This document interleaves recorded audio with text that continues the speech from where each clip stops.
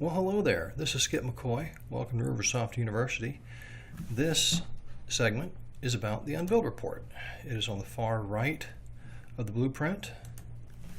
And the Unbilled report shows all the closed visits, supplies, services, pay items, and PPS care plans that have not been invoiced yet and gives you the reason why they haven't been invoiced yet. There are dozens of reasons why an item will be held for invoicing.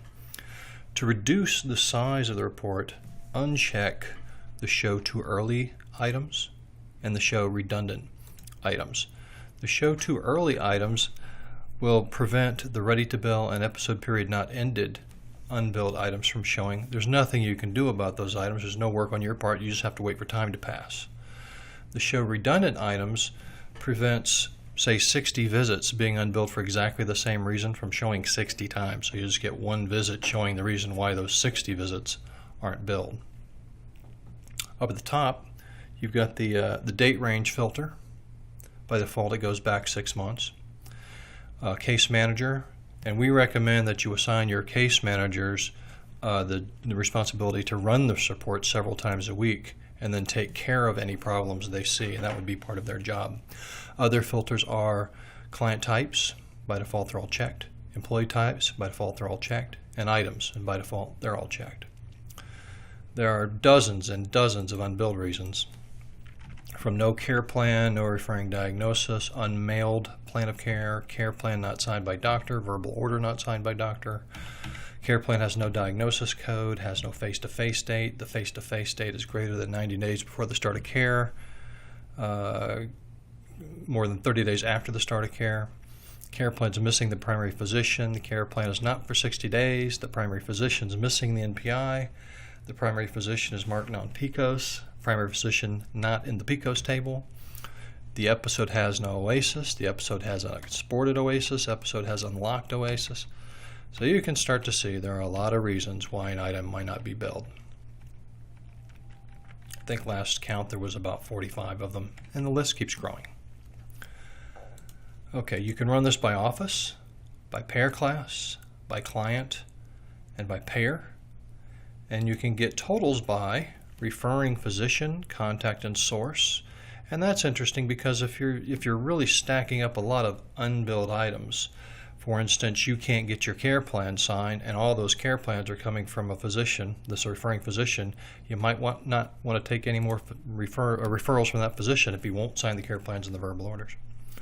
You can also suppress the details just so you can get totals for office, payer class, client, and payer. That'll get you a nice summary report for what's going on.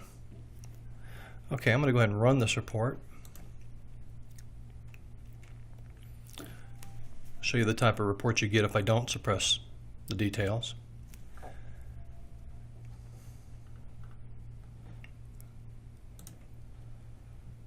I didn't get any. Oh, I chose a reason here. And the reason I didn't get anything was I chose reason number 41. I'm going to unchoose that, and now I'll get something on my report. Okay. Well, this is pretty typical. Payer switch require signed VO and POC is in use. The care plan beginning here is not signed by the doctor. That's just one reason this visit is unbilled, and there are a lot of reasons. This is going to give me the office and the payer class, the payer and the client, the time and day, the description of the item that's not billed, and then the reasons why it's not billed. It'll give me the bill unit, the units, the pay, the cost of this item, and then the forecasted sales. Now the reason we say forecasted sales is for PPS items, if we show a visit that is unbilled, we give you the visit bill rate. And that's of course the street rate for the visit. That really has nothing to do with how much you're going to bill that episode for. For instance, if the first skilled unbillable visit for 45 is unbilled because, say, your 45 is not mailed, we're going to show you the bill rate for the visit, not 60% of the episode. And if the end of episode invoice is being held up, the bill amounts of the visits and supplies will be shown, but that has nothing to do with, say, 40% or 50% of the episode amount. So that's why it's called forecasted sales. For PPS sales, it's completely inaccurate. For all other payers, it's very accurate.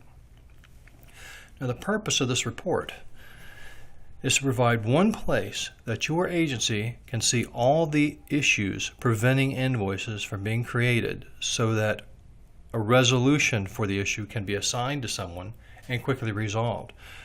This report's not going to help you if people aren't running it, looking at the problems, and going and resolving those problems. You don't want to print the report out normally because hopefully you're resolving problems so quickly, the report gets stale very quickly. But as far as transmitting 100% of your sales as claims, this report is the most powerful tool your agency has. So use it often. Include it in your business operations. Make sure someone's always working on the problems that this report identifies. That's the Unbilled Items Report. This has been RiverSoft University. This is Skip McCoy signing off for RiverSoft.